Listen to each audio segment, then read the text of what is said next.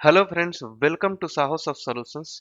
दोस्तों, जैसा कि इस सीरीज के पिछले वीडियो में हमने देखा कि सेलेक्टर क्या होता है, सेलेक्टर को हम किस किस तरीके से यूज कर सकते हैं और कौन सा रिकमेंडेड अप्रोच है जिसे एंगुलर रिकमेंड करता है, उसके बारे में हमने विद प्रैक्टिकल करके देखा।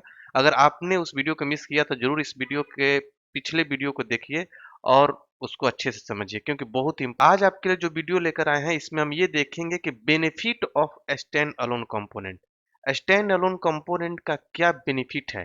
जैसा कि आपको पता है कि अब एंगुलर 17 में सारे component by default stand alone create होते हैं। तो इसका क्या बेनिफिट है, ये आपके लिए जानना बहुत जरूरी हो जाता है एज ए डेवलपर, और इंटरव्यू में भी लोग आजकल पूछ रहे हैं कि benefit of standalone component. तो इसको हम बहुत अच्छे तरीके से समझाएंगे आप लोगों को, क्योंकि ये बहुत जरूरी है अगर आप एंगुलर 17 में डेवलपमेंट करने जा रहे हैं तो। अगर इसके बारे में नहीं समझते हैं तो इसको कैसे यूज करेंगे।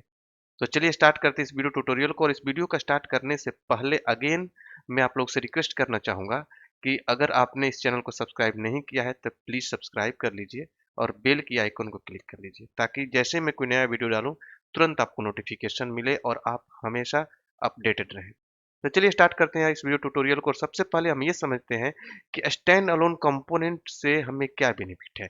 देखिए, अभी तक एंगुलर 16 तक, मतलब एंगुलर 17 से पहले जो भी हम कंपोनेंट क्रिएट करते थे बाय डिफॉल्ट वो मॉड्यूल का पार्ट होता था, मतलब स्टैंड अलोन कंपोनेंट नहीं हुआ करता था।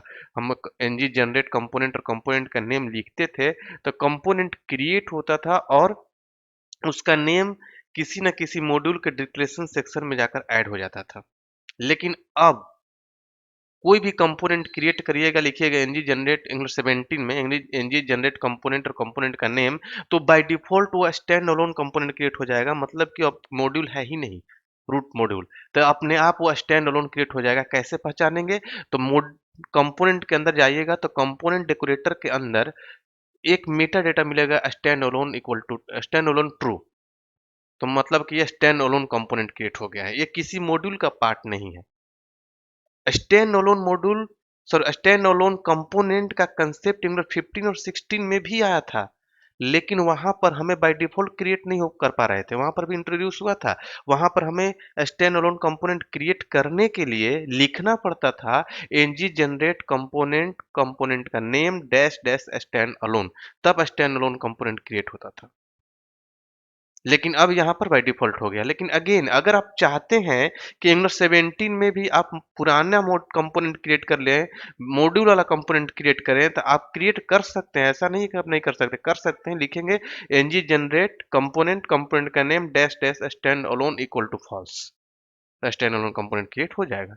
लेकिन अब करेंगे क्यों, जब हमारे पास नया कंसेप्ट आ गया है जो स्टैंड अलोन है और हमारे एप्लीकेशन के परफॉर्मेंस को इन्हांस कर रहा है, तो हम पुराना कंपोनेंट क्यों क्रिएट करें।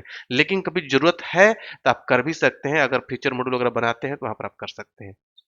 तो मतलब स्टैंड अलोन कंपोनेंट तो समझ में आ गया कैसे क्रिएट करेंगे। हम प्रोजेक्ट के अंदर भी चल के देखेंगे कैसे क्रिएट करेंगे, प्रैक्टिकल करेंगे, टेंशन मत लीजिए, इसी वीडियो में देखेंगे। अब बात करते हैं कि स्टैंड अलोन का मेन बेनिफिट क्या है। स्टैंड अलोन का मेन बेनिफिट ये है कि ये हमें अपने एप्लीकेशन को लेजी लोडेड एप्लीकेशन बनाने के लिए इसको यूज करते हैं। ठीक है, मतलब कि जो चीजें, जो मॉड्यूल, जो कंपोनेंट हमें ऑन डिमांड लोड करना हो, आपको पता ही है कि मान लीजिए कि कोई चीजें हमें ऑन डिमांड लोड करना होता है तो लेजी लोडिंग बोलते हैं। तो अब यहाँ पर स्टैंड अलोन हो जाने से हमें ये बेनिफिट हो जाता है कि ये ऑन डिमांड ही लोड होगा, जब इसकी जरूरत होगा तब ये लोड होगा। ऐसा नहीं कि मॉड्यूल के साथ ये पहले ही से लोडेड है, जब जिस कंपोनेंट की जरूरत होगा तभी लोड होगा। अगर किसी मॉड्यूल में आपने जिस किसी कंपोनेंट में किसी मॉड्यूल का आपने यूज कर रखा है तो मॉड्यूल तभी लोड होगा जब इस कंपोनेंट को लोड करेंगे। तो मतलब लेजी लोडेड कर देता है आपके एप्लीकेशन को, जिसके चलते आपका एप्लीकेशन का परफॉर्मेंस कई एक गुना फास्ट हो जाता है। तो चलिए मैं आपको दिखाता हूँ वहाँ पर प्रोजेक्ट के अंदर के क्या बेनिफिट है। इसके लिए आप लोग और भी अच्छे तरीके से आप समझ पाएंगे। लिए चलता हूँ आप लोग को प्रोजेक्ट के अंदर। तो देखिए, तो जो भी कंपोनेंट आप क्रिएट करेंगे तो इस तरीके से ये दो मेटा डेटा अब नए एडेड हो आएंगे, स्टैंड अलोन ट्रू और इंपोर्ट मेटा डेटा, दो चीज आएंगे। जैसे बाय डिफॉल्ट जो कंपोनेंट है ऐप कंपोनेंट, इसमें भी ये है दोनों। ठीक है, और हमने पिछले वीडियो में इम्प्लॉय कंपोनेंट क्रिएट किया था तो इसमें भी ये दोनों है। ठीक है, हमने पिछली वीडियो में इसके बारे में दिखाया था, अभी मैं इन दोनों के बारे में समझा रहा हूँ इस वीडियो में।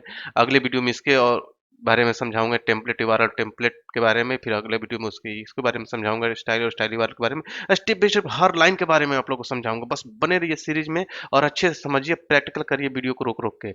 एक अच्छा डेवलपर बनने के रास्ते पर आप हैं, अगर इस सीरीज को आप अच्छे से फॉलो कर रहे हैं तो। ठीक है, देखिए स्टैंड अलोन ट्रू होने से हो गया ये कंपोनेंट स्टैंड अलोन।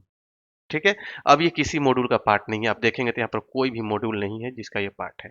अब फायदा क्या है, देखिए जब हम कोई कंपोनेंट पहले क्रिएट करते थे, ठीक है, एंगुलर 16 में या 15 में, तो मॉड्यूल का पार्ट हुआ करता था। इस कंपोनेंट का नेम उस मॉड्यूल के जाकर डिक्लेरेशन सेक्शन के अंदर ऐड होता था, और जैसे ही उसमें ऐड होता था तो उसका पाथ यहाँ पर ऊपर में देखते होंगे इंपोर्ट होता था। ठीक है, तो जैसे ही हम उस एप्लीकेशन को हिट करते थे, यूआरएल को हिट करते थे, तो आपको पता है कि एंगुलर एप्लीकेशन स्टार्ट होता था पहले मॉड्यूल से एंगुलर 16 तक। तो मॉड्यूल लोड होता था, और मॉड्यूल लोड होने से पहले उस मॉड्यूल के अंदर जितने भी ऊपर में इंपोर्ट किए हुए चीजें होते थे इस तरीके से, वो सब पहले लोड हो जाते थे। तो मतलब जो कंपोनेंट क्रिएट होते थे तो वो किसी न किसी मॉड्यूल का पार्ट हुआ करता था, तो उसका नेम उस मॉड्यूल के डिक्लेरेशन सेक्शन के अंदर होता था, उसका पाथ ऊपर में इंपोर्टेड होता था, तो जिसके चलते वो क्या होता था, वो पहले ही लोड हो जाता था। आप उस कंपोनेंट की यूज कर रहे हैं, नहीं कर रहे हैं, यूजर उस पर विजिट कर रहा है, नहीं कर रहा है, मॉड्यूल लोड हुआ तो कंपोनेंट लोड हो चुका है, जो एप्लीकेशन के बैंडविड्थ को कंज्यूम करके बैठाता है। इसलिए बोल रहा हूँ कि अब ये लेजी लोडेड के कंसेप्ट पर है। अब ये क्या हो गया, किसी मॉड्यूल का पार्ट है नहीं। ठीक है, तो ये स्टैंड अलोन हो गया था। जब यूजर इस कंपोनेंट पर आएगा तभी ये कंपोनेंट लोड होगा, ऐसा नहीं कि मॉड्यूल के साथ पहले से ही लोडेड है। ठीक है, ये लोडिंग का जो कंसेप्ट है बहुत ही इंपॉर्टेंट होता है। अगर आप एक अच्छा डेवलपर बनना चाहते हैं, एक्सपीरियंस वाला नॉलेज रखना चाहते हैं, इस चीज को अच्छे से समझिएगा, रूट लेवल का चीज है ये। ठीक है, अब कहीं पर भी जो इंपोर्ट लिखा हुआ मिलता है तो समझिए कि इस फाइल के साथ ये लोड होगा।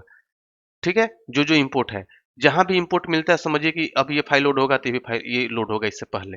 तो उसी तरीके से मॉड्यूल के अंदर हम कंपोनेंट के नेम को डिक्लेरेशन सेक्शन के अंदर रखते थे, तो उसके ऊपर उस कंपोनेंट का आप लोग देखते होंगे पाथ इंपोर्ट होता था। ठीक है, तो वहीं पर वो लोड हो जाता था। अब ये कंपोनेंट मॉड्यूल का पार्ट नहीं है, जब यूजर इस कंपोनेंट पर आएगा तब ये कंपोनेंट लोड होगा, पहली चीज। अब दूसरा चीज, इंपोर्ट मेटा डेटा के चलते क्या बेनिफिट है। स्टैंड अलोन से तो ये हो गया कि लेजी लोडेड का कंसेप्ट हो गया, जब इस पर हम आएंगे तभी लोड होगा, मतलब ऑन डिमांड लोड हो रहा है, जब उस लिंक पर क्लिक करेंगे कंपोनेंट लोड होगा तभी लोड होगा, पहले से ये लोडेड नहीं है। इंपोर्ट से क्या फायदा है, देखिए इंपोर्ट से फायदा है कि इंपोर्ट के अंदर हम लोग क्या करते हैं, मॉड्यूल्स को रखते हैं, और ये इंपोर्ट पहले मॉड्यूल के अंदर हुआ करता था ऐप मॉड्यूल टीएस फाइल के अंदर। ठीक है, 17 से पहले। तो इसके अंदर क्या है, common module, router, outlet, employ component, सब हम लोग मॉड्यूल को इंपोर्ट कर रहे हैं। ठीक है, कंपोनेंट को भी हमने इंपोर्ट किया, हमने एक कंपोनेंट का दूसरे कंपोनेंट को लोड करने के लिए। पहले क्या होता था, किसी मॉड्यूल को यूज करने के लिए, चाहे आपका फीचर मॉड्यूल हो चाहे बिल्ट इन मॉड्यूल हो, उसको यूज करने के लिए उस मॉड्यूल का नेम हमें ऐप मॉड्यूल टीएस फाइल के इंपोर्ट मेटा डेटा के अंदर रखना पड़ता था, इसके अंदर रखना पड़ता था, और ये मिलता था मॉड्यूल के अंदर। तो अगेन उसका पाथ ऊपर में इंपोर्ट होता था। ठीक है, तो इंपोर्ट होने के चलते क्या होता था कि वो पहले लोड हो जाता था, यूजर उसको यूज करे या ना करे। सपोज करिए, मैं एज पर एग्जांपल आपको बता रहा हूँ, सपोज करिए कि हमारे एप्लीकेशन के अंदर 25 कंपोनेंट है और हमने एक कंपोनेंट पर केवल कर्ड ऑपरेशन किया है। हमारा सपोज करिए कि एक पेज है और एक कंपोनेंट पर हमने कर्ड का ऑपरेशन किया, मतलब क्रोड ऑपरेशन किया है, इंसर्ट अपडेट डिलीट का काम किया है। और आपको पता है कि इंसर्ट अपडेट डिलीट का काम करने के लिए हमें एचटीटीपी क्लाइंट मॉड्यूल इंपोर्ट करना पड़ता है। तो एचटीटीपी क्लाइंट मॉड्यूल में ही हमारा गेट, पोस्ट और पुट डिलीट मेथड होता है, जो एचटीटीपी सर्विस का होता है। तो उसको इंपोर्ट करना होता है, तभी हम एचटीटीपी क्लाइंट का ऑब्जेक्ट बना पाएंगे। तो अगर हमें मॉड्यूल वाला प्रोजेक्ट बनाया है, एंगुलर 16 तक स्टैंड अलोन का कंसेप्ट नहीं है, तो हम क्या करेंगे, एक कंपोनेंट पर कोड ऑपरेशन करने के लिए भी हम एचटीटीपी क्लाइंट मॉड्यूल को इंपोर्ट करेंगे, कहां पर, मॉड्यूल में। ठीक है, और मॉड्यूल क्या करेगा, मॉड्यूल लोड होगा तो अपने साथ एचटीटीपी क्लाइंट मॉड्यूल को भी यूज कर लेगा, लोड कर लेगा। ठीक है, और यूज कहां पर हो रहा है, एक कंपोनेंट पर, बाकी 24 कंपोनेंट पर उसका कोई यूज नहीं है, फिर भी उन सबके लिए वो लोड हो चुका है। सोचिए कितना बैंडविड्थ कंज्यूम कर रहा है। हो सकता है यूजर उस कोड ऑपरेशन वाले पेज पर जाए या ना जाए, फिर भी उसके लिए भी वो मॉड्यूल लोडेड है, तो केवल एक मॉड्यूल का बात कर रहा हूं, ऐसे ऐसे बहुत सारे मॉड्यूल इंपोर्ट करने होते हैं। ठीक है, तो सबके लिए वो लोड हो जाएगा, और हमें केवल एक कंपोनेंट पर यूज करना है।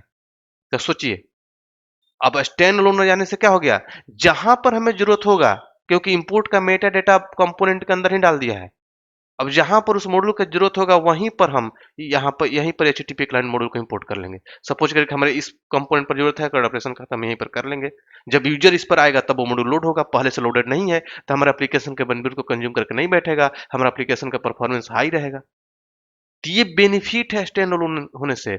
ये एंगुलर का एक सब आप बोल सकते हैं कि बहुत ही बड़ा चेंज है, जो तहलका मचा दिया है क्लाइंट साइड एप्लीकेशन में।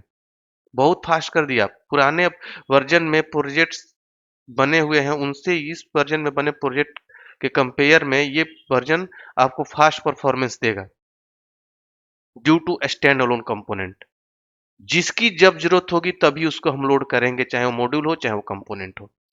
मॉड्यूल का कंसेप्ट ही हटा दिया गया है। तो वही चीज हमने यहाँ पर लिख रखा है। The main benefit of standalone component is that they make it a fully lazy loaded application और migrate an existing application and make it fully lazy loaded. बहुत ही बेनिफिट देता है। आई होप कि आप लोग को समझ में आ गया होगा कि क्या हो बेनिफिट है स्टैंड अलोन कंपोनेंट के होने से। ये सब चीजें और भी हम डीपली आगे यूज कर करके आप लोग को दिखाएंगे। अगर बहुत ही कॉर्पोरेट लेवल का नॉलेज रखना चाहते हैं आप, तो हमारा लाइव क्लास ज्वाइन करिए। वहां पर हम इस चीजों को बहुत ही डीपली बताते हैं। आप विजिट करिए हमारी वेबसाइट पर, जिसका लिंक इस वीडियो के डिस्क्रिप्शन बॉक्स में अवेलेबल है, और उस पर क्लिक करके विजिट करिए, अपने बैच चूज करिए और बैच ज्वाइन करिए, जहां पर आपको एक साथ सब कुछ मिलेगा बिल्कुल ही लाइव क्लास में, जहां पर आपको क्वेश्चन पूछने की भरपूर आजादी होगी। तो चलिए मिलते हैं अगले वीडियो में अगले टॉपिक के साथ। तब तक के लिए थैंक यू सो मच।